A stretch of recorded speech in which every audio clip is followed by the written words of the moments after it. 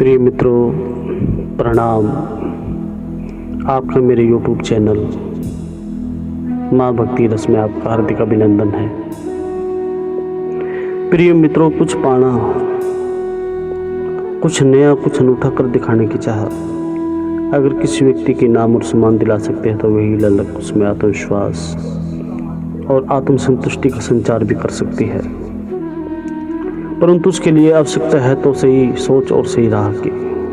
इसी के मद्देनजर अपने कृतित्व संग्रह में से कुछ खास और चुनिंदा छोटी छोटी कहानियाँ आपके लिए प्रस्तुत हैं।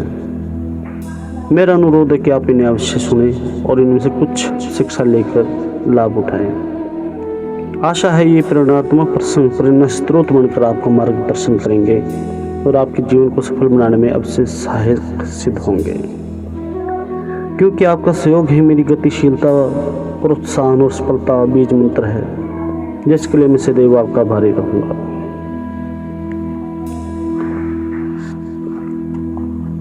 मित्रों, ये छोटी छोटी सी कहानियाँ आपके जीवन में एक दिन अवश्य बदलाव लाएगी।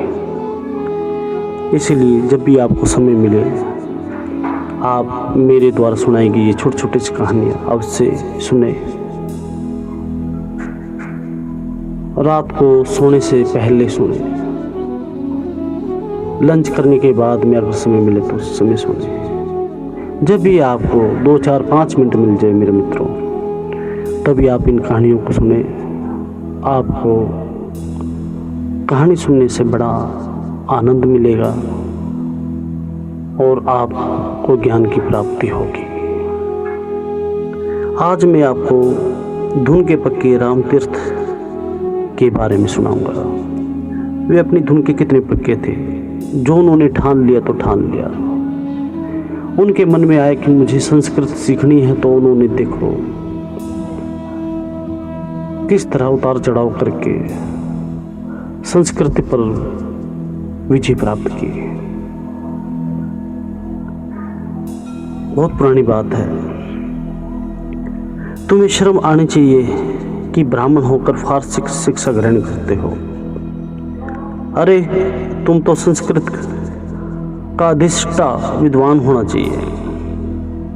उसके सहपाठी ने उसे लताड़ा। लाहौर कॉलेज के स्नातक छात्र को सहपाठी की ये बात भीतर से चुभ गई, दिल पर लग गई उसके।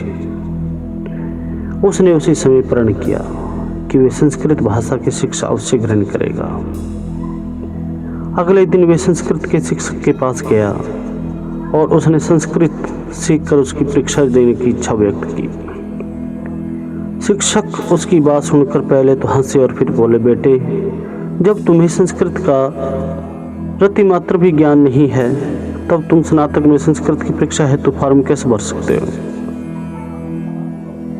ये सुनने के बावजूद वे छात्र निराश नहीं हुआ, बल्कि उसने मन में ठान लिया कि संस्कृत तो वे सीख कर ही रहेगा। वे सीधा अपने पिता के पास गया, जो संस्कृत के प्रतिष्ठित विद्वान थे, और उनसे संस्कृत सीखने की प्रार्थना की। पिता ने उसके आग्रह को स्वीकार कर लिया। इस प्रकार वे छात्र अपने पिता वे संस्कृत के विद्यार्थियों के संपर्क में रहकर अध्ययनरत हो गया। 3-4 माह बाद वे पुनः संस्कृत के शिक्षक के पास पहुंचा और परीक्षा देने के संबंध में प्रार्थना की। शिक्षक ने उसकी परीक्षा तो ली और वे सफल रहा। प्रण का पक्का वे छात्र आगे चलकर स्वामी रामतीर्थ के नाम से विख्यात हुआ। उन्होंने स्नातक परीक्षा में विवि में शीर्ष स्थान प्राप्त किया। कथा का सार ये है कि यदि मन में कुछ कर गुजरने की लगन हो तो असंभव दिखने वाले कार्य भी संभव हो जाते हैं। दृढ़ इच्छा शक्ति के समक्ष समस्त विपरीतताएं ध्वस्त हो जाती है और मार्ग के सूल भी फूल बन जाते हैं। मेरे मित्रों, अगर आप जीवन में कोई भी संकल्प ले लेते हैं और उस संकल्प को पूरा करने के लिए आप अपने जी तोड़ कोशिश करते हैं, तो एक दिन उसमें आपको सफलता जरूर मिलती है। इसलिए आप अपनी पूरी ईमानदारी से अपने संकल्प को मजबूत करने के लिए, उन्हें संकल्प को पक्का करने के लिए जी जान से कोशिश करते रहिए। आपको जल्द से जल्द